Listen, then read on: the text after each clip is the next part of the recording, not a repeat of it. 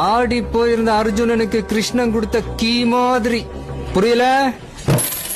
பயம். வேதநாயகம்னா பயம்னு அதே நானும் கையில எடுத்தேன்.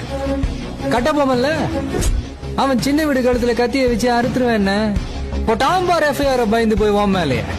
இது வரைக்கும் அடுத்தவன் சொத்தை தானே எழுதி வாங்கியிருப்ப.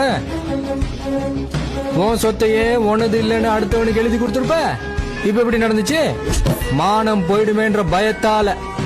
பயம் எப்படிலாம் வேலை செய்து பாத்தியா பையா? இன்னிலிருந்து எல்லாம் மாறும். அதே பயத்துல எல்லாம் நல்லது நடக்கும்.